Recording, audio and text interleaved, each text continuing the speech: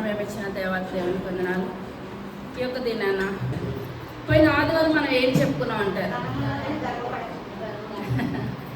ధనం. ఎవరెవరి గురించి దేవుడు ఇచ్చాడు ధనం? అబ్రహాం గారికి ఇచ్చారు. పర్లోకం వెళ్ళినారు ఆయన.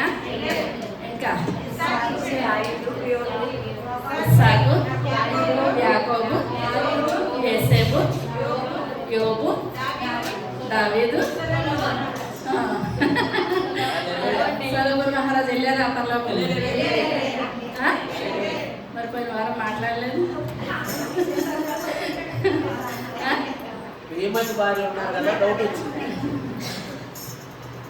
ఆయన ఏం చేస్తాడండి? పశ్చాత్తాపడ్డాడు.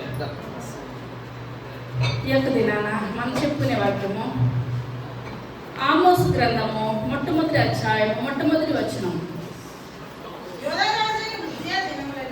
యూదా రాజైన ఉజ్జియా దినములలో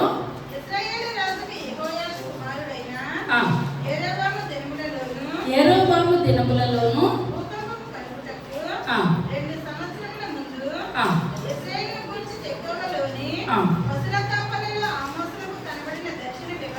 చాలా చిన్న ప్రార్థన చేస్తాం.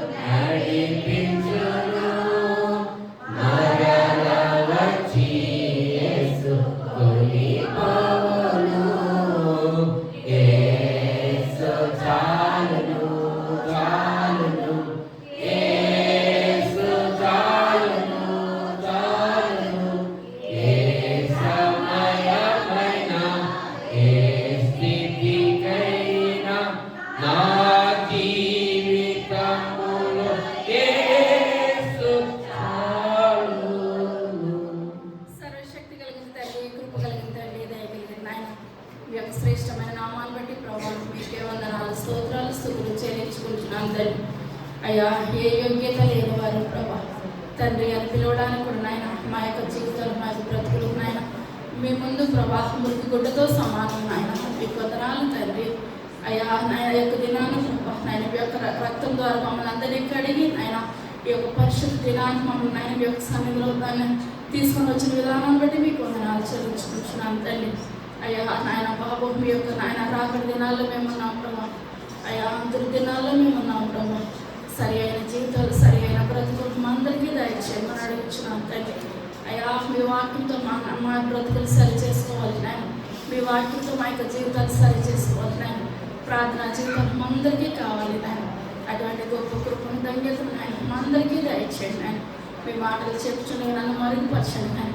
మీ యొక్క పరిశుద్ధ ఆత్మశక్తిని చెప్పగలిగే శక్తిని నాకు దయచేయండి ప్రభు. వినగలిగే శక్తిని బిడ్డలందరికీ దయచేయండి. వాక్యానుసారమైన జీవితం అందరికీ దయచేయమని త్వరగా రాబోచ్చిన యేసయ్య నామమున పెట్టుకొచ్చున్నాము తండ్రి. ఆమేన్. హల్లెలూయా. చదువుకున్నాం. యూదా రాజైన ఉజ్జియా దినములలోను ఎవరంటండి? యెహోయాషు కుమారుడైన యెరొబాము దినములలోను భూకంపము కలుగుటకు తెకోవలోని చాలండి. ఆమోస్ అంటే దేవుడు ఒక దర్శనాన్ని దయచేశాడు. ఇప్పుడు అబ్రహాం కూడా ఒక దర్శనాన్ని దయచేశాడు. ఇప్పుడు మనందరం కూడా దేవుడి ఇచ్చిన దర్శనాన్ని బట్టి మనం ఏం చేయాలి? జీవించాలి, ప్రార్థించాలి. మంచిదైతే ప్రభా నేను అందుకునే కృప నాకు స్వేచ్ఛ ప్రార్థన చేయాలి. ఒకవేళ దేవుడు ఇప్పుడు హిజ్కియా నీకు వెంటనే చనిపోతాను అన్నప్పుడు ఆ యొక్క దర్శనాన్ని ఏం చేస్తాడండి, ఎత్తి పట్టుకొని ప్రార్థన చేయగా దేవుడు ఏం చేస్తాడు, 15 సంవత్సరాల ఆయుష్ను దయచేస్తాడు. మనం ఏం చేయాలంటే మనం దేవుడు చూపుతున్న దర్శనాన్ని బట్టి కురుకుపోవద్దు, మనం జారిపోవద్దు. మనం ఏం చేయాలి, ప్రార్థన చేయాలి. మన జీవితంలో ప్రార్థన మించిన ఆయుధము మరొకటి లోకంలో లేనే లేదు. ఇక్కడ ఏంటంటే ఆమోసు అనగా భారం భరించేవాడు. ఏంటంటే అర్థము, భారము భరించేవాడు. ఇప్పుడు ఏంటంటే మన కుటుంబంలో కూడా ఒక తల్లికి ఇద్దరు పుట్టారంటే ఒకరు ఎప్పుడు భారం భరిస్తారు, ఒకరు ఎప్పుడు ఎంజాయ్ చేసేస్తారు. ఏం చేస్తారండి, ఎంజాయ్ చేస్తారు. ఇద్దరు సమానంగా ఉండరు. ఒకరు ఏంటంటే రాని రాని అంటారు, ఒకరు ఇంటి బాధ్యత, తల్లిదండ్రుల యొక్క బాధ్యతను వాళ్ళు ఏం చేసుకుంటారండి, అర్థం చేసుకుంటారు. కొంతమంది అర్థం చేసుకోరు. ఏంటంటే ఇప్పుడు ఆ యొక్క రైతు కూడా దున్నేవాడినే దున్నమంటాడు, దున్నలేని వాడిని ఇప్పుడు మీరు డ్యూటీలో చూసుకున్నా చేసే వాళ్ళే చేస్తారు, చేయలేని వాళ్ళు పక్కకు వెళ్ళిపోతారు. ఎందువల్ల ఇక్కడ కూడా ఆమోస్ అనగా ఏంటంటే భారం భరించేవాడు. దేవుడు కూడా భారం భరించే వాళ్ళకి దేవుడు ఇంకా ఏం చేస్తాడంటే భారాన్ని పెడతాడు. భారం భరించలేని వాళ్ళకి ఇక్కడ ఏముండదు, పైన అగ్ని ఆరదు, పురుగు చావదు, పటపట పండ్లు కొరుక్కుంటారు అనమాట. ఇప్పుడు ఆమోస్ అంటే దేవుడు ఒక 5 దర్శనాలు ఇచ్చాడంటే, ఎన్ని దర్శనాలు ఇచ్చాడు, 5 దర్శనాలు ఇచ్చాడు. ఇప్పుడు ఆమోసు ఒక పల్లెటూరుకి చెందిన వ్యక్తి. ఏ వ్యక్తి అండి, పల్లెటూరుకి చెందిన వ్యక్తి. మేలు పండ్లు ఏరి ఏం చేస్తున్నాడండి, అమ్ముకొని తన జీవితాన్ని కొనసాగిస్తున్నాడు. ప్లస్ అక్కడ ఏంటంటే పశువులు కాపరి. ఏంటండి, ఒక చదువు లేదు, మేడు పండ్లు అమ్ముకుంటున్నాడు, ప్లస్ పశువులను కాస్తున్నాడు అనమాట. ఇతను పెద్ద ఉన్నతమైన స్థితిలో ఉన్న వ్యక్తి అయితే ఏమాత్రం కూడా కాదు. ఇప్పుడు దేవుడు ఏం చేస్తాడంటే గనులైన వారిని సిగ్గుపరచడం లోకంలో ఎన్ని వారిని ఏర్పరచుకుంటాడు. గనులను కాదు దేవుడు ఏర్పరచుకుంటేది. ఆయనకు నచ్చింది, మనసు నచ్చాలి, వాళ్ళ యొక్క మంచితనము నచ్చాలి, అంతే చాలు. దేవుడు ఇప్పుడు అక్కడ దావీదు ఎటువంటి వాడు, గొర్రెలు కాపరి. తన తండ్రి దావీదు యందు ఏమీ లేదండి, నమ్మకం లేదు, విశ్వాసం లేదు. ఆ యొక్క ప్రవక్త వచ్చి కూర్చున్నప్పటికీ కూడా నా యొక్క దావీదు ఏమవుతాడని అనుకోలేదు, రాజు అవుతాడని అనుకోలేదు. ఇంకా నీకున్నారా అంటే ఎవరో ఒకరు ఉన్నాళ్ళండి, అడుగులో ఏం చేస్తున్నాడు, గొర్రెలు కాస్తున్నాడు. ఇప్పుడు ఆ ప్రవక్త కూర్చున్నాడు అనమాట, నాతాను ప్రవక్త. ఆయన పిలిచే వరకు నేను ఏం చేస్తాను, ఇంట్లోనే కూర్చుంటాను అని అనుకున్నాడు. కానీ మనల్ని దేవుడు నమ్ముతాడు, కానీ మానవులు ఏం చేయరండి, నమ్మరు. నీ జీవితం ఎప్పుడు ఇంతే, నీ బ్రతికి ఎప్పుడు ఇంతే. నువ్వెంత కష్టపడినా వ్యర్థమే, సిల్లి సంచిలో వేసినట్టే అని మనుషులు అంటారు. కానీ మన జీవితం ఎవరు తీర్పు తీర్చాలండి, దేవుడు తీర్పు తీర్చాలి. దేవుడు తీర్చినట్లయితే మన జీవితాలు, మన బ్రతుకులు నిమిషంలో నిలబడిపోతాయి. సొలొమోను దావీదుతో రాజు అవుతాడని అనుకున్నారా? ఇంకా ఎంతో మంది కుమారులు ఉన్నారు. కానీ మన తల్లి గర్భంలో ఉన్నప్పుడు దేవుడు మన యొక్క జీవితాలు, మన బ్రతుకులు కూడా ముందే రాసిపెట్టి ఉంచేసేస్తాడు అనమాట. ఇప్పుడు ఏంటంటే ఇప్పుడు ఒక దర్శనం వచ్చిందనమాట. ఇప్పుడు చాలాసార్లు మనం చెప్పుకున్నాము. ఆ యొక్క మొట్టమొదటి రాజు ఎవరండి, సౌలు. ఎన్ని సంవత్సరాలు పరిపాలన చేస్తాడు, 40 సంవత్సరాల. తర్వాత దావీదు ఎన్ని, 40. తర్వాత సొలొమోను ఎన్నండి, 40 సంవత్సరాలు. తర్వాత ఎవరు వచ్చారు, సొలొమోను కొడుకు రెహబాము. సొలొమోను కొడుకు ఎవరు, రెహబాము. రెహబాము కాలానికి వచ్చేటప్పటికి గోత్రాలు ఏమైపోయినాయి, 2 కింద వానిపోయినాయి. ఇటువైపేమో రెహబాము, అటువైపేమో యెరోబాము. 2 బాములు గుర్తుపెట్టుకోవాలా, అర్థమవుతుందంటారా? ఇక్కడే కొంచెం కన్ఫ్యూజ్ వస్తుంది అనమాట. ఇప్పుడు సొలొమోను కుమారుడైన రెహబాము. రెహబాముకి ఎన్ని గోత్రాలు వచ్చినాయండి, 2 గోత్రాలు. ఇటువైపు 10 గోత్రాలు వచ్చింది. 2 గోత్రాలు వచ్చిందని ఏమంటారని చెప్పాను, దక్షిణ రాజ్యము. అటువైపుది అర్థమవుతుందా, ఉత్తర రాజ్యం. ఆ యొక్క ఉత్తర రాజ్యం వచ్చినప్పుడు ఇటువైపు యోదా, బెన్యామీను 2 గోత్రాలు. ఇప్పుడు ఇతను ఏ గోత్రానికి చెందిన వ్యక్తి,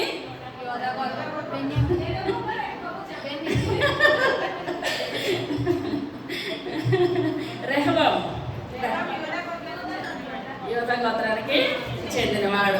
ఇప్పుడు ఆమోస్ ఏ గోత్రానికి చెందినవాడు? ఇంకా అర్థం అవ్వట్లేదు.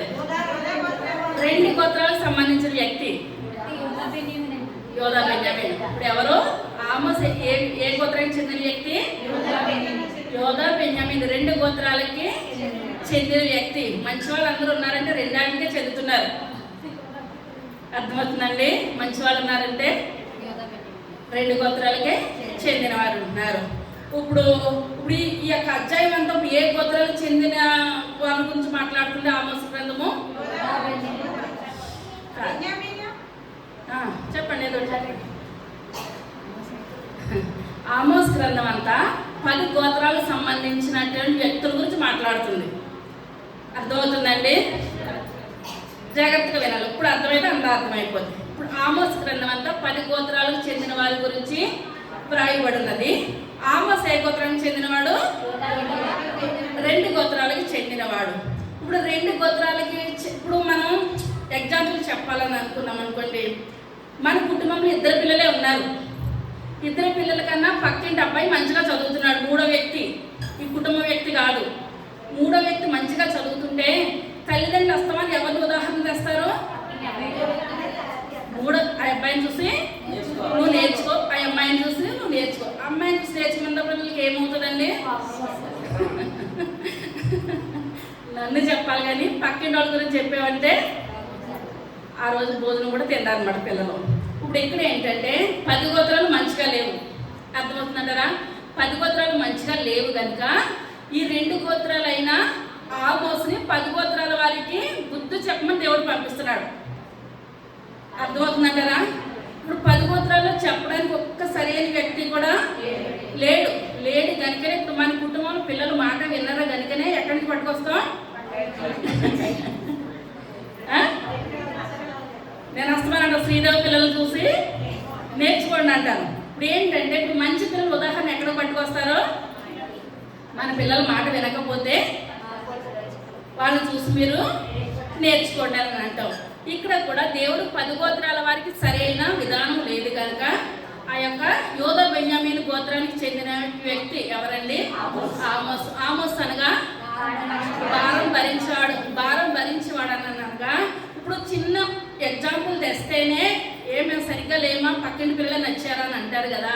మరి 10 గోత్రాల వారి దగ్గరికి 2 గోత్రాల అతను ఎంతో దూరం నుంచి ప్రయాణం చేసిన వ్యక్తి వచ్చాడంటే అక్కడ బ్రతకనిస్తాడంటారా? అర్థమవుతుందంటారా? ఆ యొక్క వ్యక్తిని అక్కడ బ్రతకనిస్తారంటారా? బ్రతకనివ్వరు. కానీ ఇప్పుడు ఇతనికి ఎంత ధైర్యం ఉండాలంటారు అక్కడికి రావడానికి?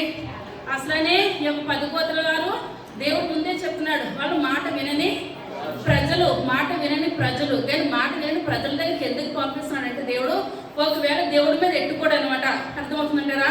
మన పరలోక రాజ్యానికి వెళ్ళిన తర్వాత ప్రభా మీ యొక్క మాట అంటే నాకు తెలిస్తే నేను ఎప్పుడో మారు మనసు పొంది 24 గంటలు నేను మోకాళ్ళ మీదే ఉందును, అసలు పైకి లేస్తే విధానమే నాకు లేదని మనంతా ఎవరి మీద వేసేస్తామో?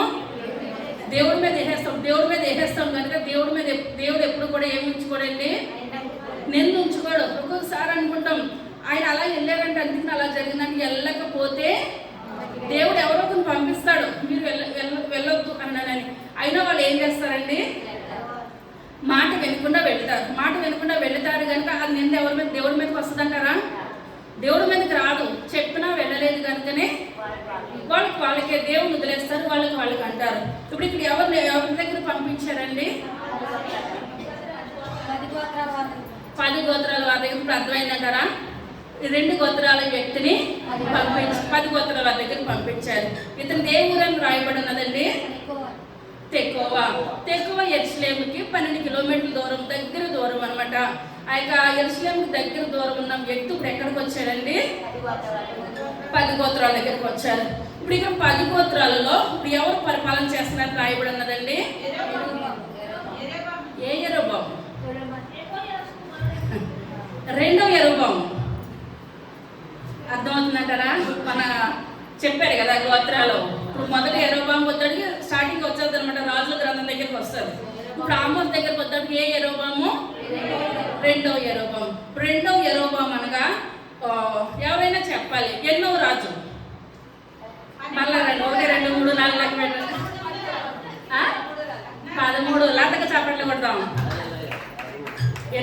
అండి? 13వ రాజు. ఇప్పుడు ఎక్కడ? ఉత్తర రాజ్యాల్లో 13వ రాజు. ఇటు మన అలవాట్లు వచ్చేస్తున్నాయి లతకి. ఇటు దక్షిణ రాజ్యాల్లో చూద్దాము. ఎవరు పరిపాలన చేస్తున్నారు? ఉజ్జియా పరిపాలన చేస్తున్నారు. మళ్ళీ లెక్క పెట్టండి. 1 2 3 4. ఉజ్జియా ఎన్నో రాజు? 2 కరెక్ట్గా రావు. 10వ రాజు. వరలక్ష్మి గారు చప్పట్లు కొడదాం. ఎన్నో రాజు? ఇప్పుడు ఒకవేళ అనుకోవచ్చు అక్కడ 13 ఏంటి, 10 ఏంటంటే కొంతమంది ఎక్కువ రోజులు పరిపాలన చేస్తారు, కొంతమంది తక్కువగా పరిపాలన చేస్తారు. 2 సమానంగా రావన్నమాట. ఇప్పుడు ఇక్కడ ఉజ్జియా ఎన్నో రాజు? 10వ రాజు. అక్కడ ఎన్నో రాజు అండి? 13వ రాజు. ఈ రకంగా ఇప్పుడు ఏమవుతుంది ఇక్కడ పరిపాలన చేస్తుంది. ఇక్కడ వరకు అర్థమైందంటారా? ముందుకెళ్దామా? తర్వాతగా ఆమోసు గ్రంథము 7వ అధ్యాయం 14వ వచనం.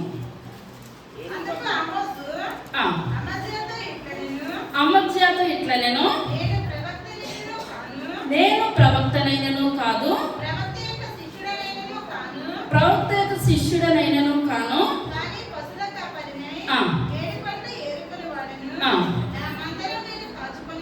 నా మందలు నేను కాచుకొనుచుండగా యెహోవా నన్ను పిలిచి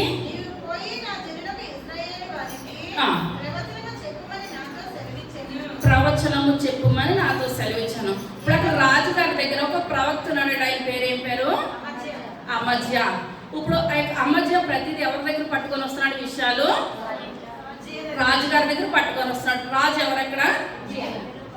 రెండో యెరోబాము 2. ఇప్పుడు అమజ్యా ఇప్పుడు ఏం చేస్తున్నాడంటే ప్రతి విషయము, ఇప్పుడు దర్శనం అన్నది ఏంటంటే ఎవరైనా ప్రార్థన చేయించుకున్నారంటే ఉన్నది ఉన్నట్టు ఏం చేయాలండి? చెప్పాలి. పరుగుపరచకూడదు. ఇప్పుడు సమూయేలు ఉన్నాడు. సమూయేలుతో చిన్న వయసులోనే దేవుడు మాట్లాడాడు.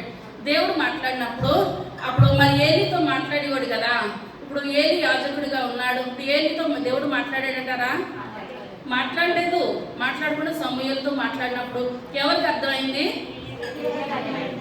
ఏలీకి అర్థమైంది. ఏలియా వేరు, ఏలీ వేరు. ఆ సమూయేలు కాలం అక్కడ ఎవరున్నారు? ఏలీ ఉన్నారనమాట. ఏలీ ఉన్నదప్పుడు అప్పుడు సమూయేలు పిలిచి ఉదయం లేచిన తర్వాత రాత్రి 3 సార్లు కూడా పిలిచింది దేవుడే.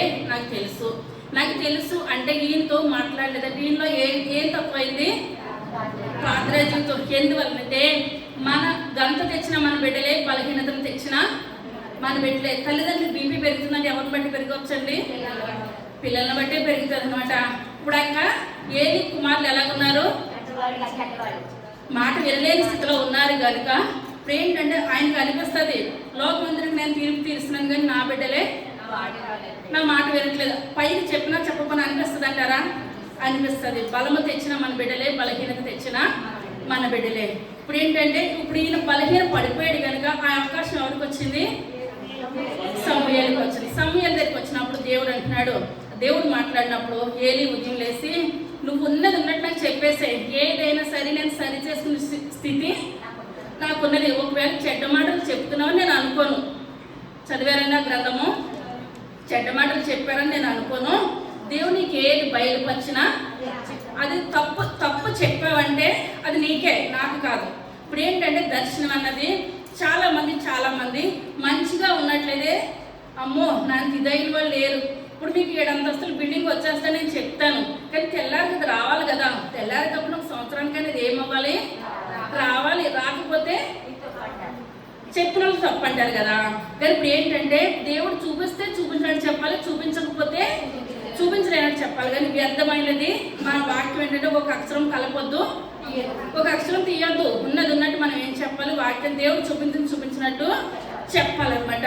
కానీ ఇప్పుడు అమజ్యా అన్న వ్యక్తి ఇప్పుడు ఆయన ఏలి సమూయేలు చెప్పాడు. ఏలి కరెక్ట్ అన్నాడా? లేకపోతే నువ్వు నా కుమార్తె సరిగ్గా లేరని నువ్వు అబద్ధాలు చెప్తున్నావు అన్నాడా? ఏలి కరెక్టే. ఎందువల్ల నా బిడ్డల జీవితం సరిలేదు కనుకనే నేను ప్రార్థనలో తగ్గిపోయాను కనుకనే అవకాశం ఎవరికి ఇచ్చాడు? దేవుడు నీకు ఇచ్చాడు కనుక దేవుడు కరెక్ట్గానే చెప్పాడు. ఆయన ఏం చేస్తాడు? కరెక్ట్గానే దాన్ని అర్థం చేస్తున్నాడు. ఇప్పుడు మనము కూడా దేవుని వాక్యాన్ని మనం ఏం చేయాలంటే ఈ లోకంలోనే సరి చేసుకోవాలి. పైన అగ్ని ఆరదు, పురుగు చావదు, పటపట పండు కొరుకుంటారనమాట. కానీ ఇక్కడికి అమజ్యా అన్న వ్యక్తి ఉన్నాడు. ఇతను కూడా దేవుడు చెప్పలేనివి చెప్తున్నాడు, చెప్పినవి చెప్పట్లేదు.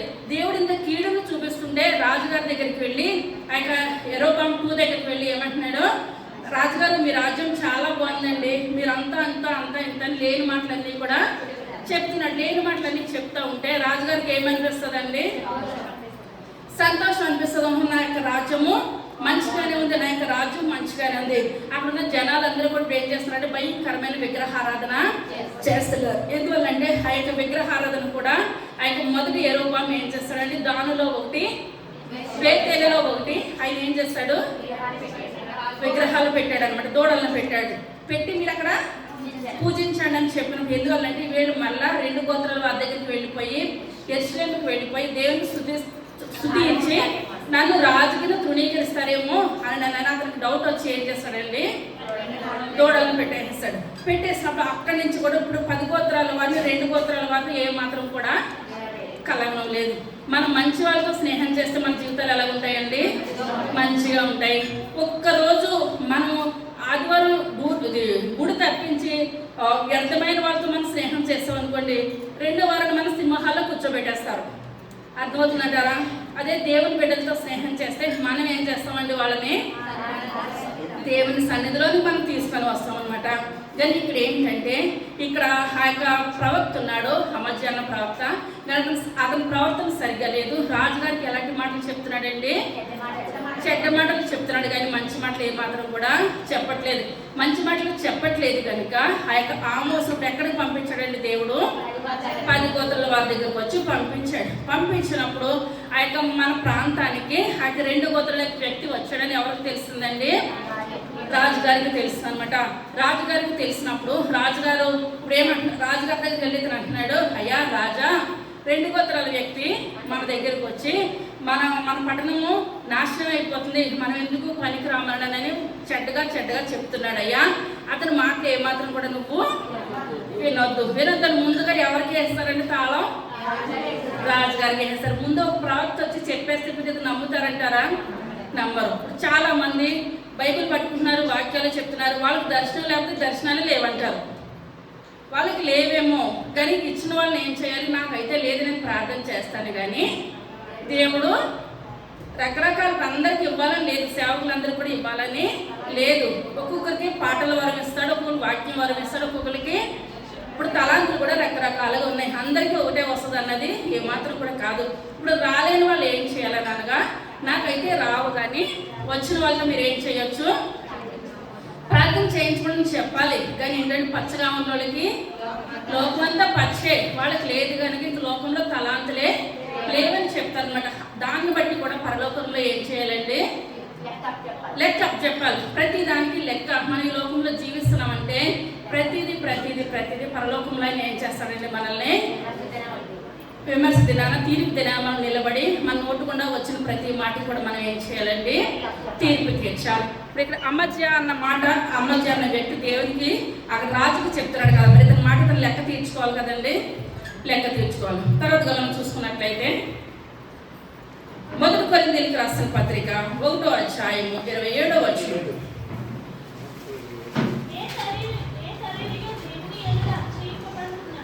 ఏ శరీరము దేవుని ఎదుట అతిశయింపకుండానట్లు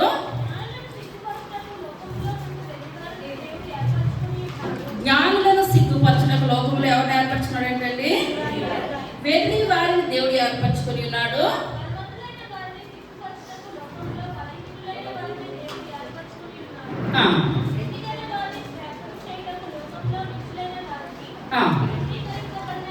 తృణీకరింపబడిన వారిని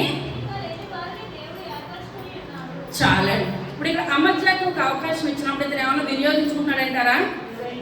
ఏ మాత్రం కూడా వినియోగించుకోవట్లేదు. వినియోగించుకోవట్లేదు కనుకనే మనం 2వ అవకాశం దేవుడు ఎవరికి ఇచ్చాడండి? ఆమోస్కి ఇచ్చాడనమాట. ఆమోస్కి ఇచ్చి నువ్వు సరాసరి ఎవరికి చెప్తావు? రాజుగారికే చెప్పు. అక్కడ ఒక ప్రవక్త ఉన్నాడు, ముందుగా ప్రవక్తతో నువ్వు చెప్పు, ఇదంతా నేను ఏం చేస్తున్నాను? నాశనం చేసేస్తున్నాను. మీరు ఎవరో కూడా ఎటువంటి వారు మాట వినలేని వారి కనుక మీకు ఇటువంటిది అపాయం జరుగుతుందని ముందుగానే తెలియపరచు. అంటే ఇక్కడ ఆమోసు జ్ఞానం లేనివాడు, చదువు లేదనమాట. ఈయనే చెప్పుకుంటున్నాడు, నేను ప్రవక్తను కాదు, ప్రవక్త శిష్యుని కూడా కాదు, మా తాత ముత్తాతలు ధనవంతులు కాదు, చదువుకున్నవారు కాదు, ఉన్నతమైన స్థితిలో ఉన్నవారు కూడా కాదు, నేను ప్రవక్తను కాదు. నాకు వృత్తి ఏంటి? వేడిపండ్లు ఏరుకొని నేను వేడిపండ్లు నమ్ముకుంటా, ప్లస్ అది సరిపోదు కనుక ఇంకోటి ఏం చేస్తున్నాను, పశువులు కాపాడి. ఇంతే. కానీ దేవుడు చెప్పాడు, కానీ నాకు పై పోస్టులు అయితే ఏమాత్రము కూడా ఎంత మాత్రము కూడా లేవని చెప్తున్నాడు అనమాట. తర్వాత ఆమోస్ గ్రంథము 3వ అధ్యాయం 14వ వచనం.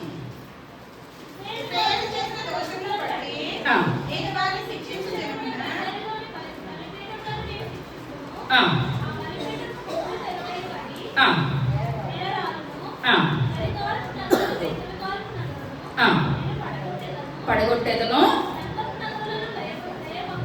దంతపు నగరులు లయమగును. చాలండి. ఇప్పుడు ఆయన ఏం చేస్తున్నారంట, 2వ రూపం ఏం చేస్తాడంటే భయంకరమైన యుద్ధాలు చేసేస్తాడంటండి. భయంకరమైన యుద్ధాలు చేసేసి వాళ్ళ యొక్క దేశం అంతా కూడా నెమ్మదిగా ఉన్నది కనుక వాళ్ళందరూ కూడా డబ్బును బాగా సంపాదించుకున్నారంటండి. ఇప్పుడు డబ్బు ఉన్న వాళ్ళు అప్పుడు ఉన్నారు, పేదవాళ్ళు అప్పుడు ఉన్నారు. డబ్బు ఉన్న వాళ్ళు ఇప్పుడు ఉన్నారు, పేదవాళ్ళు అప్పుడు ఉన్నారు, ఇప్పుడు ఉన్నారు. ధనవంతులు అప్పుడు ఉన్నారు, ఇప్పుడు ఉన్నారు అనమాట. ఆ కాలంలో కూడా చాలా ఎక్కువ మంది ఎలాగున్నారంటే అండి, ధనవంతులుగా ఉన్నారనమాట. ధనవంతులుగా ఉన్నప్పుడు ఎందువల్లంటే ఎక్కడ చూసినా పాపం పండిపోతుంది అనమాట. ఆ యొక్క దినాల్లో ఆ యొక్క వరుస వాయ లేని స్థితిలో వాళ్ళు ఏం చేస్తున్నారండి, పాపం చేసేస్తున్నారు అనమాట. భయంకరమైన పాపం చేస్తున్నారు. ఆ యొక్క పాపం చేస్తున్న సమయంలో ఉన్నవాడు ఎప్పుడు కూడా మేడ మీద మేడలు కట్టేస్తున్నారు. ఇప్పుడు మనకి ఈ యొక్క దినాల్లో ఇల్లుంటే గొప్ప. ఎందువల్లంటే అద్దెలు లేకుండా మన ఇల్లన్నా మనకుంటే గొప్ప. కానీ ఈ యొక్క ఆమోస్ ఉన్న కాలంలో అంటండి, చలికాలంలో ఉండడానికి ఒక ఇల్లు కట్టుకుంటున్నారంటండి, వేసవ కాలంలో ఉండడానికి ఒక ఇల్లు అంటే 2 ఇల్లులు అంటండి. మనకు 2 ఉన్నాయంటారా? చలికాలం అదే, వేసవకాలం అదే, వర్షాకాలం అదే, 3 కాలాల్లో కూడా అదే. ఎందువల్లంటే ఇప్పుడు మనకు అంత స్తోమత లేదు. వాళ్ళకి ఎలాగుందంటే ఆ కాలంలోనే చలికాలంలో ఒక ఇల్లు కడుతున్నారు, చల్లగా ఉండడానికి వేసవకాలంలో ఒక ఇల్లు కడుతున్నారు అనమాట. వాళ్ళు అంత ఇదిగా ఉన్నారు. మళ్ళీ దంతపు నగరాలు కడుతున్నారు అనమాట. ఎటు పడితే అటు ఉన్నారు. ఇప్పుడు మనం చెప్పుకున్నాం కదా, ఒక ధనవంతుడు ఏమన్నాడు, తినుము తాగుము సుఖించము. ఇప్పుడు అప్పుడు కట్టుకున్న వాళ్ళు అందరూ భూమి మీద ఇంకా ఉన్నారంటారా? లేరు. మనం ఎంత సంపాదించి ఈ లోకంలో పుట్టినే వస్తాము, ఈ లోకంలో పుట్టినే వెళ్ళిపోతాం. మనకున్నది ఏంటండి, సాక్ష్యము. మనం చనిపోయినప్పుడు సాక్ష్యం ఒకటే నిలబెట్టుకోవాలన్నమాట. అంతే. అంతకు మించి మనం ఈ లోకంలో సంపాదించింది ఏది కూడా మన దగ్గరికి రానే రాదు. కానీ ఇక్కడ ఎలా బ్రతుకుతున్నారండి, బిల్డింగుల మీద బిల్డింగులు. చలికాలం ఒకటి, వేసవకాలం ఒకటి, దంతపు నగరంలో ఒకటి. ఈ రకంగా ఉన్న సమయంలో ఇంకా దేవుడు గుర్తుకు రావట్లేదు అనమాట. ఏమి రావట్లేదండి. ఇప్పుడు వర్షాకాలం వచ్చిందనుకోండి, ఇంటి దగ్గర ఉన్న ఏ గొడుగులు వేసుకొని, గొడుగు లేని వాళ్ళు ఏదో బట్టన్న ఒక కవర్ అన్న నెత్తి మీద వేసుకొని దేవుని మందిరానికి వస్తారు. అదే డబ్బు ఉన్న వాళ్ళు వేడివేడిగా పకోడీలు, బిర్యానీలు రకరకాలుగా వండుకుంటారా లేదా? మనకి ఎన్ని పెట్టినా మన మనసు ఎక్కడికి లాగుతుంది, దేవుని మందిరానికి. అవన్నీ మనకు వద్దు నాయన, మీకు మందిరంలో గడిపే కృపను నాకు దయచేయండి. మనం దేవుని సన్నిధిలో ఉన్నట్లయితే మన కడుపు నిండిపోద్ది. అంతే. చారేసి పెట్టినా నీళ్లు తాగినా కూడా మనకి ఏం కావాలి, దేవుడు కావాలి, దేవుని యొక్క మందిరం కావాలి. అంతవరకే. కానీ వాళ్ళు ఏం మర్చిపోయారండి, దేవుడినే మర్చిపోయి ఎటు పడితే అటు వాళ్ళు జీవిస్తున్నారు అనమాట. అది 7వ అధ్యాయం మొట్టమొదటి వచనం. ఆమోస్. ప్రభువైన యెహోవా మిడతలను పుట్టించి దానిని నాకు కనపరిచెను.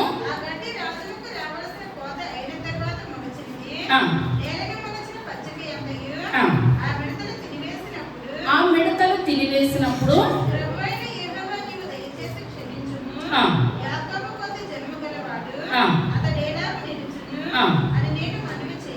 మనవి చేయగా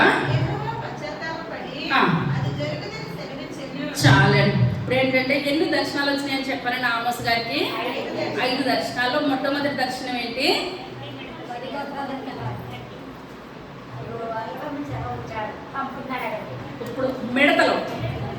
మిడతలు 5 దర్శనాల్లో ఒక దర్శనం ఏంటండి?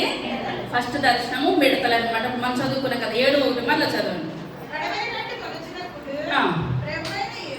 ప్రభువైన యెహోవా మిడతలను పుట్టించి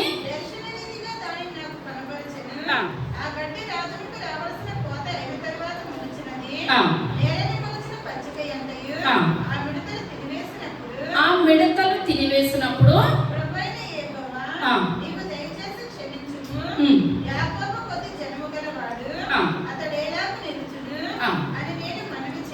మనవి చేయగా చాలండి. ఇప్పుడు ఏంటంటే ఒక పంటను చూపించి ఎవరికి చూపించాడండి? దేవుడు ఆమోస్ గారికి చూపించాడు. పంట మంచిగా పండిపోయింది. ఇప్పుడు పంట మంచిగా పండితే వ్యవసాయదారుడు ఏమైనా ఆలోచిస్తాడండి? పంట డబ్బు చేతికి వస్తుంది కదా, నేను బాగుంటాను అని ఆలోచన వస్తుంది. ఇప్పుడు పంట మంచిగా వచ్చేసింది అంటే అక్కడ ఉన్న వాళ్ళందరూ కూడా ఎలాగున్నారు? మంచిగా ఉన్నారనమాట. అందరూ బాగున్నారు.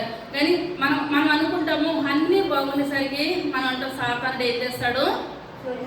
సడన్ గా ఈ చిన్న శోధన మనకు పెట్టేశాడు అని మనం అనుకుంటాం.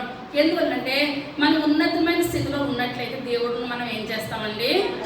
మర్చిపోతాము. మనకు అన్నీ బాగుంటే దేవుడే లేడని మనం అంటాము. కనుక సాతానుడు ఏం చేస్తాడండి? శోధిస్తాడు అనమాట. మనం దేవుని సమయం దేవునికి ఇచ్చినట్లయితే, ఇప్పుడు ఆయన యోగు ఇచ్చాడంటారంటే ఎన్ని శోధనలు వచ్చినా సరేనే, కానీ చివరికి దేవుడు ఏం చేస్తాడు? గొప్ప విజయాన్ని దయచేస్తాడు. కానీ మనకు శోధన వచ్చినప్పుడు నా దేవుడు నాకు ఏమీ చేయలేదు కదని మనం ఏం చేస్తాం? పక్కకి వచ్చేస్తామన్నమాట. ఇక్కడ వీళ్ళు ఎలా పడితే అలా పంట పండిపోతుంది. ఆ యొక్క ఇంకంతా కూడా ఇంటికి వచ్చేస్తే రకరకాలుగా ఉన్నది. అప్పుడు ఇప్పుడు ఆమోస్ గారికి చూపించి పంట మంచిగా పండినప్పుడు అది మంది ఏం పంపిస్తానంటాడంటే దేవుడు? మిడతల్ని పంపిస్తానంటున్నాడు. ఆ యొక్క మిడతలు వచ్చేసి పంటనంతా ఏం చేసేస్తాయి? నాశనం చేసేస్తాయి. ఆ యొక్క మిడతలు వచ్చిన కోతులు వచ్చిన పంట అంతే, అంతకు మించి కూడా ఏది కూడా లేదు. పెట్టిన యొక్క పెట్టుబడి అంతా కూడా వ్యర్థమైపోతుంది.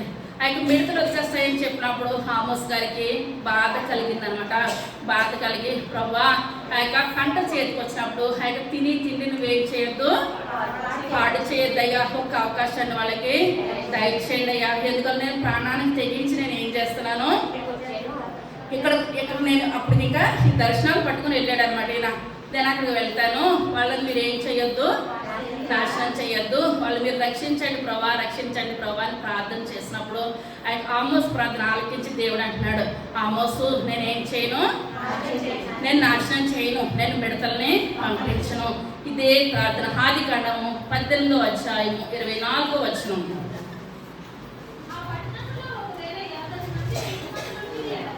ఆ పట్టణంలో ఒకవేళ 50 మందులు నీతిమంతులు ఉండిన ఎడల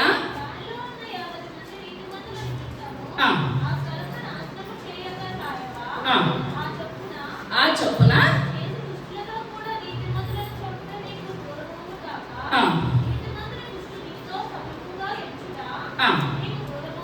దూరమవుగాక.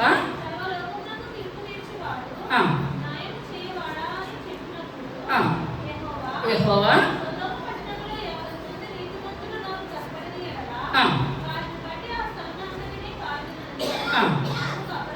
అబ్రహాము ధూళియు బూడిదయునైన నేను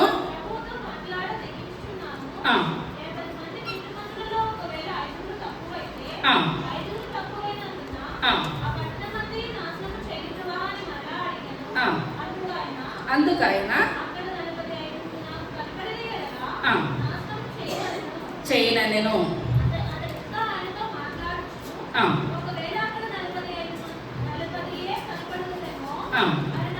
అనినప్పుడు చాలండి. ఇది మనం చాలాసార్లు చెప్పుకున్నాం. ఇప్పుడు ఎవరి తరపున ప్రార్థన చేస్తున్నారు దేవునికి? అబ్రహాం గారు లోతు కుటుంబాన్ని బట్టి. లోతు ఏమైనా మంచి చేశాడంటారు అబ్రహాంకి? ఇప్పుడు కిరణ్ బట్టి కదా నేను ఆశీర్వదించబడుతున్నాను అని అనుకోకుండా పచ్చగా ఉన్నది తీసేసుకున్నాడు. కొండల ప్రాంతాన్ని, రాళ్ళు ప్రాంతాన్ని ఎవరికి ఇచ్చాడండి? అబ్రహాంకి ఇచ్చాడు. మనం అనుకోవచ్చు ఎంత కొండలు లోయలు అనుకున్నా దేవుని చేతిలో మనం ఉన్నట్లయితే ఒక్క నిమిషంలోనే దేవుడు ఏం చేస్తాడండి? మనల్ని ఆశీర్వదిస్తాడనమాట. ఆ యొక్క రాళ్ళనే రొట్లుగా మార్చిన గొప్ప దేవుడు అనమాట.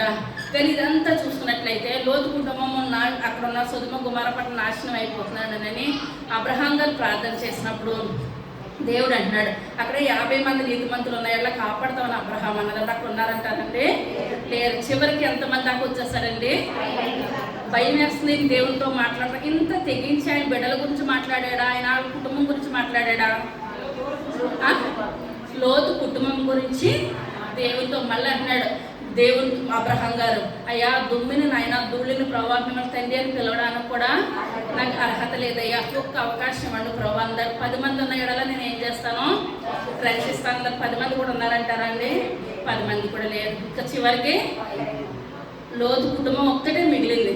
కానీ ఆ లోతు కుటుంబాన్ని దేవుడు రక్షిస్తుండగా లోతు భార్య ఏం చేస్తుందండి? వెనక్కి తిరిగేసి స్తంభం అయిపోయింది. కానీ అబ్రహాం ఇదే స్థితిలో అబ్రహాం ఉన్నట్లయితే లోతు వస్తాడంటారా? మరి మొన్న వారం చెప్పుకున్నాం, యుద్ధానికి వెళ్ళాడు. ఇదే స్థితిలో అబ్రహాం ఉన్నట్లయితే లోతు వెళ్తాడంటారా? ఏ మాత్రం వెళ్ళడు. అందువల్లనే ఆ యొక్క ఫలించే చెట్టుకి ఏముంటాయండి? రాళ్ళ దెబ్బలు. కాయలు ఉంటాయి కనుక రాళ్ళ దెబ్బలు. ఫలించలేని దానికి ఏ దెబ్బ కూడా ఉండదు. కానీ మనం అనుకుంటాం, నేను నీతిగా ఉన్నందుకు దేవుడు నాకు ఇన్ని శ్రమలు అనుభవిస్తున్నాడు అని అనుకుంటాం. కానీ మనకి ఈ లోకంలో కాదు, పరలోకంలో దేవుడు మనకి ఏమి ఇస్తాడండి? జీవ కిరీటం ఇస్తాడు. ఇప్పుడు మనం తల్లిదండ్రులుగా మనం న్యాయం ఉన్నట్లయితే మనం న్యాయం బిడ్డలు తరతరాల దీవెనకరము, ఆశీర్వాదకరము. ఇప్పుడు అబ్రహాము లోతు ఇంత చేసినా సరే వాళ్ళ కుటుంబాన్ని రక్షించాలని అనుకున్నాడు. ప్లస్ ఆ యొక్క వాళ్ళు ఏదైతే కోల్పోయారో యుద్ధం చేసి అదంతా కూడా తిరిగి రక్షించాడు. ఇన్ని మంచి పనులు ఇప్పుడు ఆ యొక్క తనకు అపకారం చేసిన వ్యక్తికి ఇలా చేశాడు కనుకనే ఒక్క నోటు మాట ద్వారా అన్నాడండి అబ్రహాం గారు. ఏనాడు అనలేదు. కనుకనే మనం ఇప్పుడు కూడా మనం రాబో తరతరాలు కూడా ఈ యొక్క భూమి ఉన్నంతసేపు కూడా అబ్రహాము ఇశ్రాయేలు దేవా అని మనం ఏం చేస్తామని మన పితరులని జ్ఞాపకం చేసుకుంటాం. లోతు దేవ మనం కాపాడని మనం అంటున్నామా? అనట్లేదు. ఎందువల్లంటే మన మంచి మన బిడ్డలో తరతరాలు మనకి ఏమొస్తుందండి? మన ఆశీర్వాదకరము, దీవెనకరము. ఇప్పుడు రెండవదిగా ఎవరెవరి గురించి చేస్తున్నారండి?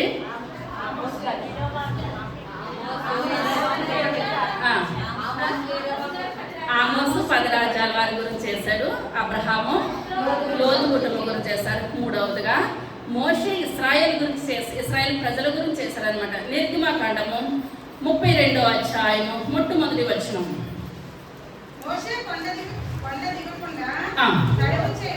తడవు చేయుట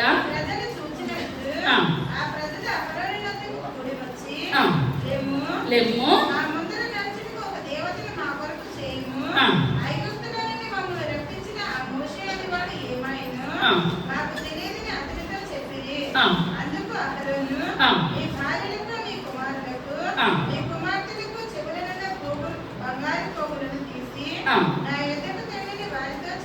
చెప్పగా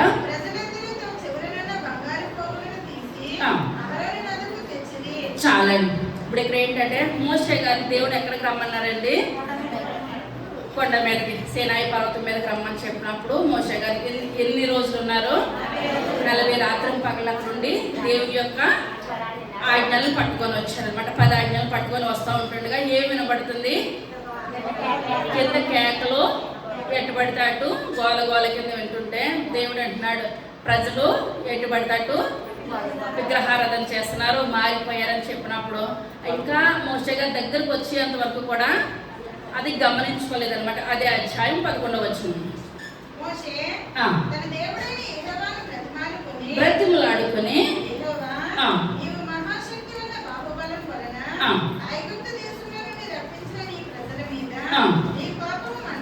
నీ కోపము మండనేలా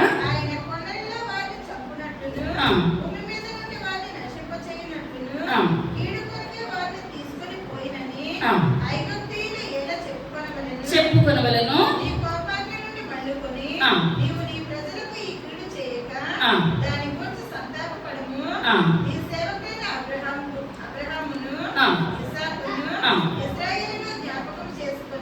చాలా ఇప్పుడు అప్పుడు వరకు కూడా దేవుడు చెప్తున్నాడు మోషే గారికి. కానీ మోషే గారు ఆ ప్రజలను చూడలేక దిగుతున్నారనమాట. ఇప్పుడు అక్కడ జరిగేది మన హృదయాంతరంగాలు దేవునికి తెలుసు. దేవుడు ప్రజలు ఎలా పాడైపోయారని చెప్తూ ఉండగా ఇంతగానో అనుకోవట్లేదు మోషే గారు, నాయన వాళ్ళు నువ్వు ఏం చేస్తావు, క్షమించయ్యా, నేను 40 దినాలు నేను వాళ్ళ దగ్గర లేను కదా, నేను వెళ్ళిన తర్వాత అంతా కూడా సెట్ అయిపోద్ది అని దేవుడు చెప్తూ ఉన్నాడు. సరిగ్గా దరిదాపు వచ్చేటప్పటికి అప్పుడు చూసారనమాట మోషే గారు ఇశ్రాయేలు ప్రజలు. అదే అధ్యాయము 20వ వచనం. మరియు అతడు వారు చేసిన దూడను తీసుకుని 18 అతడు అది జయధ్వని కాదు, అపజయధ్వని కాదు, సంగీత ధ్వని నాకు వినబడుచున్నదనెను. అతడు పాళెమునకు సమీపింపగా ఆ దూడను వారు నాట్యమాడుటను చూచెను. అందుకు మోషే కోపము మండెను. అతడు కొండ దిగువన తన చేతులలో నుండి ఆ పలకలను పడవేసి వాటిని పగులగొట్టెను. మోషే గారి కోపం ఎలాగొచ్చేసిందంటండి, దూరంగా ఉన్నంతసేపు కూడా క్షమించిన ఆయన అన్న వ్యక్తి దగ్గరకు వచ్చి చూసేటప్పటికి, నేను మీ గురించి 10 ఆజ్ఞలు పట్టుకొని వచ్చి నేను వెళ్తే మీరు నా గురించి ఏం చేయాలి, ప్రార్థన చేయాలి, కానీ మీరు ఏం చేస్తున్నారు, ఈ రకంగా చేస్తున్నారనే కోపం వచ్చింది. కరెక్టే, కొంతమంది కోపానికి హద్దులు ఉండవండి. ఏది ఉంటే అది పడేసినంత మాత్రాన మనకి ఆ యొక్క విషయం సరి అయిపోద్దంటారా, సాల్వ్ అయిపోద్దంటారా?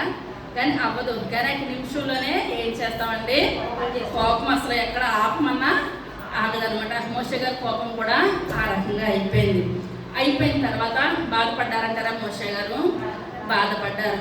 కానీ ఇటువంటి ప్రజల గురించి నేను 40 దినాలు నేను ఇంత ప్రయాసపడితే వీళ్ళు చేసింది దేవుడు దేన్నైతే చేయొద్దంటాడో అదే పని ఇశ్రాయేలు ప్రజలు చేశారు కనుక చాలా కోపపడ్డాడు అనమాట. తర్వాత మరలా దేవుని ఆయనే బ్రతిమలాడుతున్నాడు, ప్రభా ఈ యొక్క ఇశ్రాయేలు ప్రజలను క్షమించండి అయ్యా, మమ్మల్ని ఇంటికి నా ఐగుప్తులకు తీసుకొచ్చామని ఇశ్రాయేలు ప్రజలు అంటారు. ప్రభా ఆ విధంగా అనవద్దు నాయన, క్షమించండి అని అంటే దేవుడు అంటున్నాడు, కావాలంటే వీళ్ళందరినీ కూడా శిక్షించేస్తాను, నీ కుటుంబాన్ని ఒక్కదాన్నే నేను రక్షిస్తాను, మళ్ళీ నీ ద్వారా ఇంతమంది జనాంగాన్ని నేను ఇస్తాను అని చెప్పినప్పుడు చదవద్దు కానీ అదే అధ్యాయంలో ఉంటుంది. 22వ వచనం 32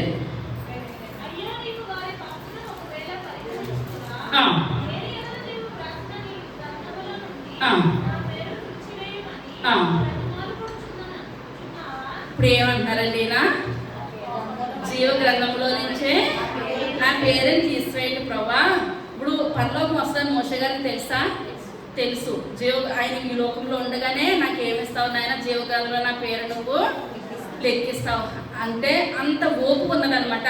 ఇప్పుడు ఓపుకున్న వాళ్ళనే దేవుడు ఇంకా ఏం చేస్తాడండి, ఇంకా 40 సంవత్సరాలు ఆయన నడిపించాడంటే మోషే గారికి కానీ కాబట్టి, కానీ మిగిలిన వాళ్ళకైతే అంత ఓపిక ఉండదు అనమాట. ఇప్పుడు ఆమోస్ గారికి కాబట్టి అంత ఓపిక మిగిలిన వాళ్ళకైతే ఉండదు. కొంతమంది ఒక్క నిమిషంలోనే ఏం చేసేస్తారో కోపం అనమాట. పని తక్కువ, కోపం ఎక్కువ, పని ఎక్కువ, కోపం తక్కువ. కానీ మోషే గారు అంటున్నారు, ప్రభా ఇశ్రాయేలు ప్రజలు ఏమైనా నీ పాలు అయితే జీవగ్రంథంలో నుంచి నా పేరు తుడిచివేయండి ప్రభా అని చెప్పినప్పుడు దేవుడు ఎవరికి కావాలి దేవుడికి? మోషే గారు కావాలన్నమాట. ఇందాక అబ్రహాం గారికి ఎవరు కావాలి? లోతు కుటుంబం కావాలి. వీళ్ళకి పరలోక రాజ్యం కావాలి, వాళ్ళకి పరలోక రాజ్యం కావాలి. ఇప్పుడు ఆ యొక్క మోషే గారిని బట్టి దేవుడు ఏం చేస్తాడు, ఇశ్రాయేలు ప్రజల్ని క్షమించాడు అనమాట. మళ్ళా ఆమోసు గ్రంథము 7వ అధ్యాయము 10వ వచనం. అమజ్య వర్తమానము పంపి కుట్ర చేయించున్నాడు,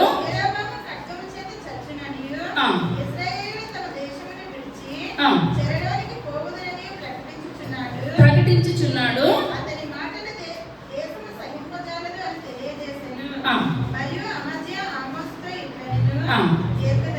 దీర్ఘదర్శి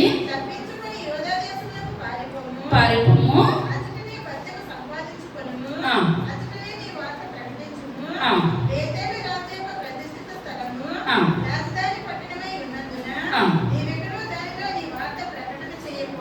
చాలండి. ఇప్పుడు ఒక సేవకుడు అయ్యింది, ఒక ప్రాప్త అయ్యింది. ఒక ప్రాప్తను ఏమంటున్నాడండి, వెళ్ళిపో. ఒకవేళ నువ్వు డబ్బుల కొరకు ఆశింటున్నావేమో ఒకవేళ ఇక్కడికి వచ్చి ఆ మాటలు ఈ మాటలు చెప్తే నా రాజుగారు నీకు డబ్బులు ఇస్తానని నువ్వు చెడ్డ మాట ఒక ప్రవక్త అయ్యిండు, ఒక ప్రవక్తను అలాగ అనొచ్చండి. ఏమాత్రం కూడా అలాగ అనొద్దు. ఇప్పుడు ఏమంటున్నాడు, నీ దేశానికి నువ్వు మరలా తిరిగి వెళ్ళిపో అని ముందు ఎవరికి పెట్టాడండి? రాజుగారికి. రాజా, ఒక ప్రవక్త వచ్చి నీ మీద చెడ్డ మాటలన్నీ మనం నాశనం అయిపోతున్నాము, మనం ఇలాగ అయిపోతాం అలాగ అయిపోతాం చెడ్డ మాటలు చెప్తున్నాడు. నువ్వే మాత్రం కూడా అతను నీ దగ్గరికి ఎవరైనా పంపించినా నువ్వేం చేయొద్దు, ఆ మాటలు వినొద్దు. ఇప్పుడు యోనా గ్రంథం మనం చాలాసార్లు చదివినప్పుడు ఆయన యోనా వెళ్ళి ప్రకటించినప్పుడు రాజు ఏం చేస్తాడండి? పశ్చాత్తాపం పడి గోను బట్ట కట్టుకొని ప్రార్థన చేశాడు కనుక దేవుడు రప్పిస్తారన్న కీడును తొలగించాడు అనమాట. నేను ఒక ప్రవక్తని ముందే ఏం చేస్తున్నాడు? విరుద్ధంగా చెప్తున్నాడు అనమాట. రాజా, నువ్వు ఆమోస్ గారి మాటలు ఏమాత్రం కూడా నువ్వు వినడానికి వీల్లేదు, నువ్వు నమ్మొద్దు. అక్కడ చెప్పి దగ్గరికి వచ్చి ఒకవేళ నువ్వు బ్రతకడానికి వచ్చావేమో, మీ ఊర్లో వెళ్ళి నువ్వు సేవ చేసుకుంటే వాళ్ళ ఏళ్ళు బద్దలు ఇస్తారు, దాన్ని ఎటు నువ్వు బ్రతుకు. 2 గోత్రాల వాడు వచ్చి 10 గోత్రాల దగ్గర నువ్వు చెప్పడానికి ఏం మాత్రం కూడా వీలు లేదు, నువ్వు వెళ్ళిపోమంటే వెళ్ళిపో. ఇంత అవమానం పొందిన తర్వాత మోషే గారు కూడా ఆ పలకలు ఎత్తేసారు. అన్ని చేసిన తర్వాత కూడా ఏమని ప్రార్థన చేస్తారండి ఆయన? ఇశ్రాయేలు ప్రజలు క్షమించండి అయ్యా, నేనే కోప్పడ్డాను, వాళ్ళు చేసింది ఏది కూడా లేనే లేదు, నేను లేనది కదా దూడను పెట్టుకున్నారేమో, నేను ఉన్నాను కదా, నీకు అటువంటిది జరగదు నాయన అని చెప్పారు. ఇప్పుడు ఈయన కూడా కోపం రావాలంటారా? నీకు డబ్బులు అడుక్కోవడానికి ఇక్కడికి వచ్చావా, ఇంటింటికి తిరుగుతున్నావా, నా రాజు ఏమన్నా డబ్బులు వేస్తారు, వాళ్ళు వీళ్ళు డబ్బులు కొరకనేనని ఇన్ని మాటలు అన్నా సరే ఆమోస్ గారు ఏమంటారంటే, ప్రభా తెలవక వాళ్ళు మాట్లాడుతున్నారు, నువ్వు క్షమించిన ఆయన. మొదటి దర్శనం ఏంటండి? మిడతాలో. రెండో దర్శనం దగ్గరికి వచ్చాను. ఆమోస్ గ్రంథము 7వ అధ్యాయము 4వ వచనం. అగ్నిని రప్పించి దక్షిణ రీతిగా నాకు కనపరిచెను.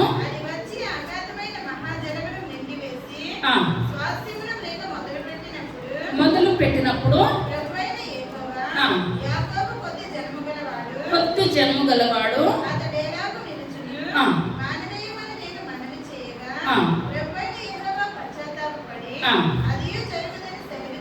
చాలండి. రెండోది ఏంటండి? దేవుడు అగ్నిని కురిపించేస్తున్నాడు. కురిపించాడంటారు అగ్ని పాత నిబంధనలో. ఇది పాత నిబంధన అనుకుంటా. ఆమోసు సొదొమ గొమొర్రా పట్టణాన్ని ఏం చేస్తాడు? అగ్నితో కాల్ చేసేస్తారనమాట. ఇప్పుడు దేవుడు అంటున్నాడు మిడతలు పంపిస్తానంటే, అంటే మిడతలు అనుకోండి ఆ యొక్క ధాన్యాన్ని అంతా కూడా తినేస్తే తినడానికి లేకుండా నానా బాధలు పడిపోతారు. ఇప్పుడు అగ్ని వచ్చిందంటే అందరూ ఏమైపోతారు? ఒక్కసారిగా చనిపోతారు అనమాట. ఏది బెటర్ అంటారు?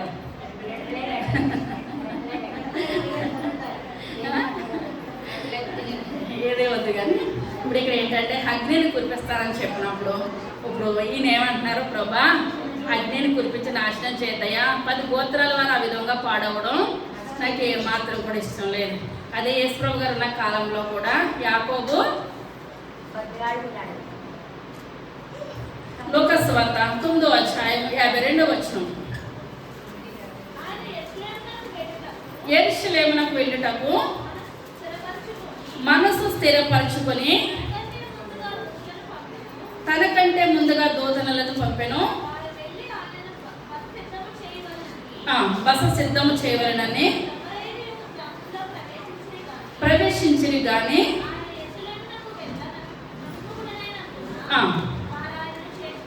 చేర్చుకొనలేదు. యోహానును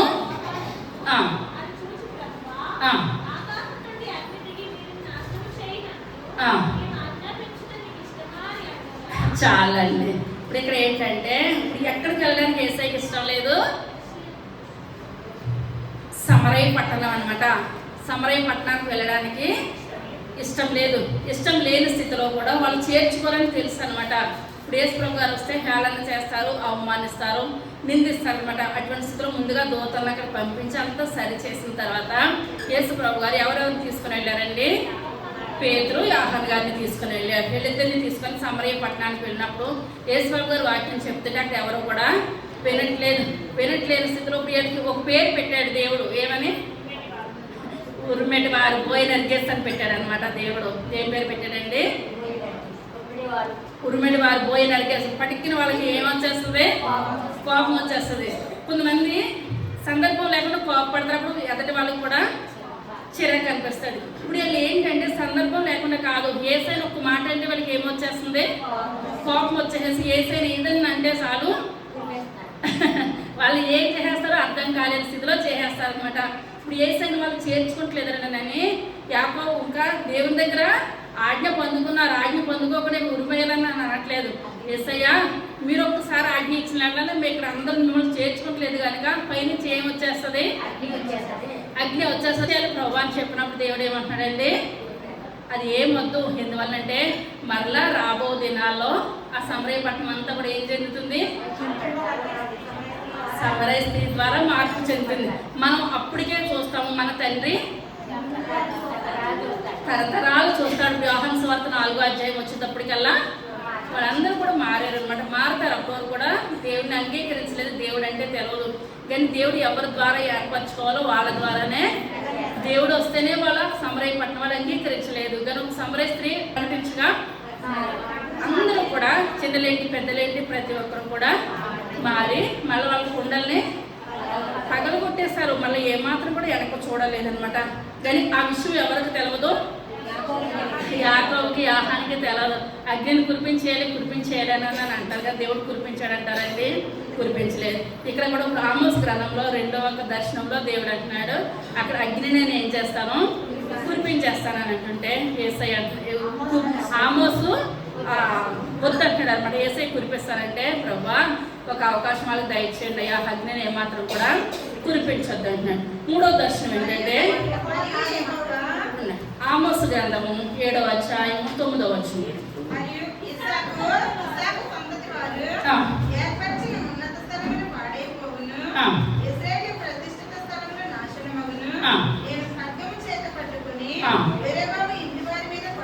పడుదును కాదండి కాదు, ఆమోసు 7:9 కాదు, 7:7 మరియు యెహోవా మట్టపు కుండ చేత పట్టుకొని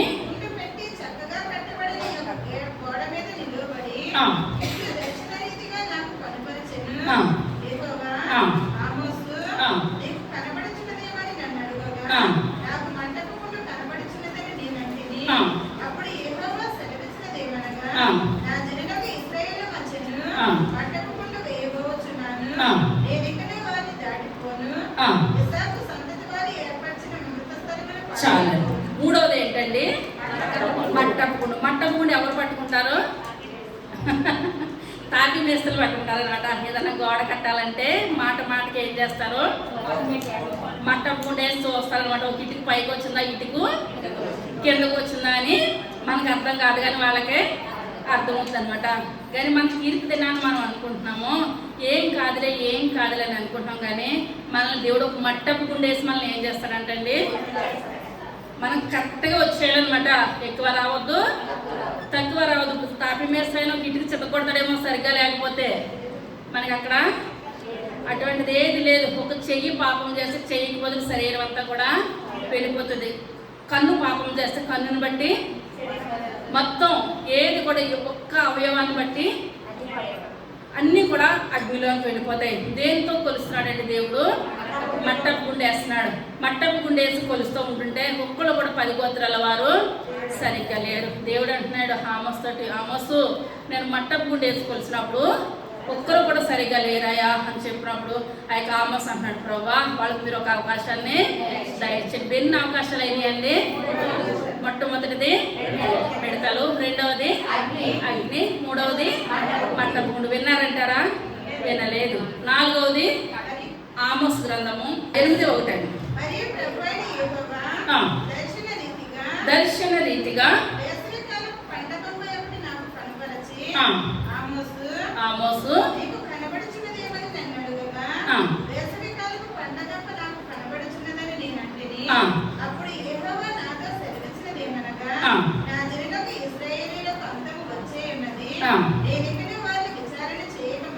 చాలా. 4వది ఏంటండి, వేసవి కాలపు పండ్ల గంప అనమాట. ఇప్పుడు మనము ఆ యొక్క మామిడిపల్లి కాలంలో తెచ్చుకుంటాం. మనకి వెళ్ళినప్పుడు కొంచెం మంచిగా ఉన్నాయి అనుకోండి, కొంచెం ఎక్కువ తెచ్చేసుకుంటాం. ఎందువల్లంటే మనకు ముందు కళ్ళు నిండిపోవాలి. ఏమైనా ఉండాలండి, మనకు డబ్బులు మంచిగా ఉండి అక్కడ ఫ్రూట్స్ మంచిగా ఉన్నట్లయితే మళ్ళా వస్తాము రాము, సీజన్ కాలం అయిపోతుంది కదా అని తెచ్చుకుంటాం. తెచ్చుకున్నప్పుడు ఆ యొక్క కళ్ళు నిండుతాయి, చేతుల్లో డబ్బులు ఉంటాయి, మాత్రం పొట్టన ఎంత తినేస్తాము, ఏదో కొద్ది గొప్ప తింటాం. మొదటి రోజు తిన్నట్టు రెండో రోజు తినలేము, రెండో రోజు తిన్నట్టు మూడో రోజు తినలేము. ఆ పళ్ళు ఏమైపోతాయండి, పాడైపోతాయి అనమాట. కొంతమంది ఎడటి వరకు పెడతారు, కొంతమంది తిందాంలే అనుకుంటారు కదా, పళ్ళు ఏమైపోతాయి, పాడైపోతాయి.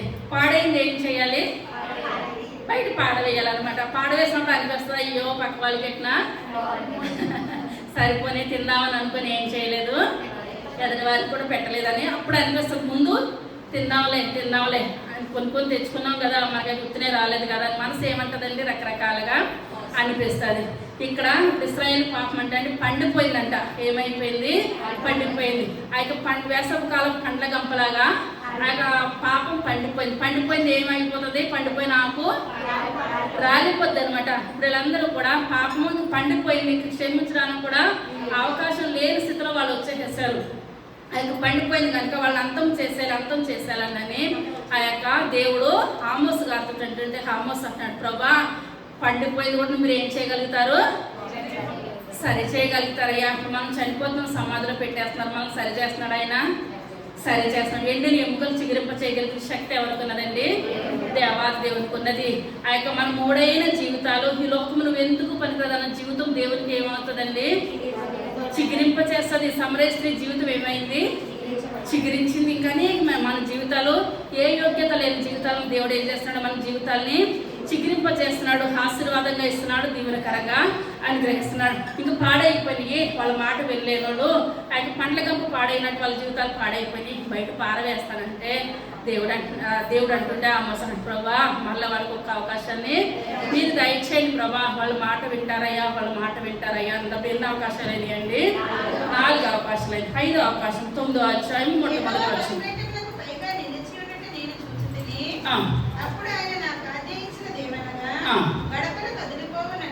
గడపలు కదిలిపోవునట్లుగా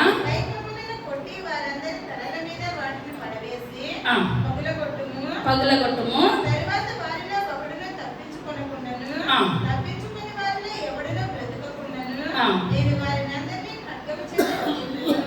చాలండి. ఇప్పుడు 5వది ఏంటంటే, బలిపీఠం మీద నిలవబడున్న యేసయ్య ఖడ్గం చేత పట్టుకొని తీర్పు తీర్చేస్తాడనమాట. మనం తీర్పు తిన్నానా, నాయన నన్ను క్షమించి ఇంకొక అవకాశం ఇవ్వండి అంటే ఇంక అవకాశం లేదు. మొదటిసారి ఇచ్చాడు, మిడతలు ఇచ్చాడు అవకాశం, రెండోసారి అగ్ని ఇచ్చాడు, మూడోసారి మట్టపు గుండు ఇచ్చాడు, 4వసారి వేసవకాలం పండ్ల గంప ఇచ్చాడు. ఇంకా ఆమోస్ గారు నాయన క్షమించనా లేదు, ఇంకేది కూడా లేదనమాట. ఆయన బలిపీఠం మీద అక్కడ నించొని ఇప్పుడు ఏం చేస్తారు, ఖడ్గం చేత పట్టుకొని ఆయన తీర్పు తీర్చడానికి నించున్నారు. ఆ యొక్క తీర్పు తీర్చడానికి నించున్నప్పుడు కూడా ఇప్పుడు ఈయన అంటున్నారు, ఆమోస్ గారు ప్రార్థన చేస్తారు, ప్రభా ఒక్క అవకాశాన్ని వాళ్ళకి దయచేయండి నాయన, ఒక్క అవకాశాన్ని వాళ్ళకి దయచేయండి ఆయన, మాట వింటారు ప్రభా. ఇన్ని గోత్రాలు మాటికి ఏమంటాడంటే, ఆ యొక్క యాకోబు సంతతి నువ్వు ఏం చేయొద్దు నాయన, నాశనం చేయొద్దయ్యా. యాకోబు సంతతి వారికి దేవునికి తెలవదంటారా? బ్రహ్మ పుట్టిల్లు మేనమామ దగ్గర ఏమైనా గొప్పలు చెప్పడానికి అవుతుందా? ఏది కూడా అవ్వదు. కానీ ఎందువలనంటే ఆమోస్ గారు అంటున్నారు, అయ్యా వాళ్ళు యాకోబు సంతానం అయ్యా, వాళ్ళు మీరు రక్షించాలి ప్రభా అని చెప్పినప్పుడు కూడా ఆ యొక్క బలిపీఠం మీద తీర్పు తెచ్చడానికి నించున్నా సరే దేవుడు ఏం చేస్తాడంటే, సర్లే ఆమోస్ ప్రార్థనను బట్టి దేవుడు ఏం చేస్తాడండి, వాళ్ళకి ఒక అవకాశాన్ని దయచేస్తాడు అనమాట. ఇప్పుడు ఆమోస్ గారు అక్కడి నుంచి చెప్పి ఆ ప్రాంతం నుంచి ఎక్కడికి వెళ్ళిపోయారండి. మీరు ఇంటి దగ్గర ఆమోస్ గ్రంథం 1 నుంచి లాస్ట్ వరకు చదవండి, మీకు అర్థమవుతుంది. ఏంటంటే అంత చెప్పడానికే టైం లేక నేను మధ్యలో చెప్పుకుంటూ వచ్చానమాట. ఇప్పుడు ఈయన ఏం చేస్తారంటే చెప్పి ఆయన అక్కడ ఏ గోత్రాలు వాడండి, అయినా యోధా బెన్యామీన్ అనమాట. 2 గోత్రాల దగ్గరికి అయినా వెళ్ళిపోయారు. వెళ్ళిపోయిన తర్వాత దేవుడు వాళ్ళు మారతారేమో అని 38 సంవత్సరాలు అవకాశం ఇచ్చాడంటండి. ఎన్ని సంవత్సరాలు? 38 సంవత్సరాలు అవకాశం ఇచ్చాడు అనమాట. 38 సంవత్సరాలు అవకాశం ఇచ్చినా వాళ్ళు ఏమాత్రం కూడా మారే స్థితి ఎంత మాత్రం కూడా లేరు. తర్వాత క్రీస్తు పూర్వము 722వ సంవత్సరంలో దేవుడు వాళ్ళందరినీ కూడా అషూరు చెరకు పంపించేస్తాడు. ఏం చేస్తాడండి? అషూరు చెరకు పంపించేస్తాడు. ఎందువల్లంటే మనం చేసిన దానికి ప్రతి ఒక్కరు కూడా ఈ లోకంలో ఏం చేయాలండి? లెక్క అప్పగించాలి. నేను లెక్క అప్పగించానంటే ఏది కుదరదు అనమాట. మన లెక్క మనం దేవునికి ఏం చేయాలి? అప్పగించాలి. ఇప్పుడు ఇన్ని దర్శనాలు చూపించడం నమ్మలేదు. ఎంత సమయం ఇచ్చాడండి దేవుడు వాళ్ళకి? 38 సంవత్సరాలు అవకాశం ఇచ్చాడు. మారతారేమో అని, కానీ ఏమాత్రం కూడా మారలేదు. ఎప్పుడు వెళ్ళిపోయారండి వాళ్ళు? క్రీస్తు పూర్వం 722వ సంవత్సరంలో వాళ్ళు ఎక్కడికి వెళ్ళిపోయారు? అషూరు చెరకు. అషూరు వారు ఏంటంటే మనిషిని అలా నిలబెట్టి చర్మాన్ని వదిలేస్తారనమాట. ఇటువంటి వాళ్ళు ఇప్పుడు మనిషిని నిలబెట్టి చర్మాన్ని వలిసేస్తే మనం తట్టుకోగలుగుతామంటారా? అటువంటి భయంకరమైన వారు అనమాట. ఇదివల్ల మాట ఏమాత్రం కూడా వినలేని వారు. ఇప్పుడు ఎలాగంటే పేదవాళ్ళని ఏం చేస్తున్నారంటే ఆ యొక్క పేదవాళ్ళు వాళ్ళు చెప్పులు కొనుక్కోవడానికి పేదవాళ్ళని ఏం చేస్తున్నారు?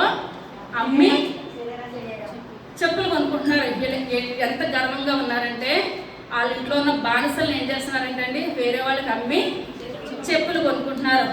ఒకే తండ్రితోటి తల్లితోటి పాపం చేస్తున్నారు. ఒకళ్ళతోటే ఎవరో ఒక ఇంట్లోనే తండ్రితోటి కుమారుడితోటి పాపం చేస్తున్నారు. ఎటువంటి ప్రజలండి వీళ్ళు? ఇదంతా కూడా మీరు ఇంటికి వెళ్ళి చదువుకోండి. ఎటువంటి ప్రజలు? మాట వినలేని ప్రజలు. అసలు ఈ పాపాన్ని దేవుడు చూస్తే అసలు అంతా ఓర్చుకున్నాడని అంటే అసలు ఆయన సహనానికి హద్దులు ఏమాత్రం కూడా లేనే లేవు. ఎంత చేసినా ఇంత భయంకరమైన స్థితిలో వీళ్ళు జీవించినా సరే ఆమోస్ ప్రవక్తను అక్కడ పంపించి వాళ్ళు సరిచేయాలని ఎంత చూసినప్పుడు కూడా ఏమాత్రం కూడా వాళ్ళు ఏమవ్వలేదండి. ఏమాత్రం కూడా మార్పు చెందలేని స్థితిలో ఇప్పుడు నేను వెళ్ళిపోయి ఎన్ని సంవత్సరాలు ఉంచాడండి దేవుడు? 38 సంవత్సరాలు. ఇప్పుడు 38 సంవత్సరాలు ఉండగా ఇప్పుడు ఎవరికి వచ్చింది రక్షణ?